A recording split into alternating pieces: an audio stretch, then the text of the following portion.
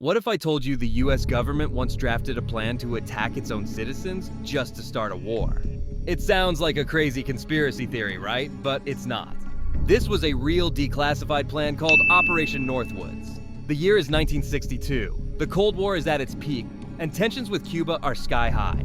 The US military is desperate for a reason to invade and overthrow Fidel Castro. So, what did they come up with? A plan so sinister it's hard to believe.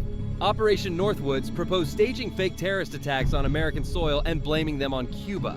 We're talking about blowing up a US ship in Guantanamo Bay, orchestrating violent terrorism in major American cities, even hijacking planes.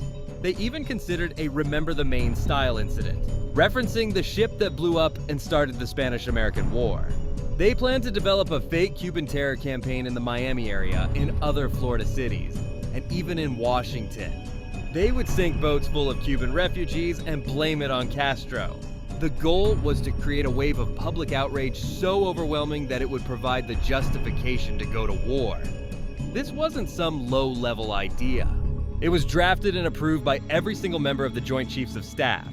They signed off on it and presented it to the Secretary of Defense. Thankfully, this is where the story takes a turn. The plan landed on the desk of President John F. Kennedy, who took one look at it and said, absolutely not. He rejected it, horrified.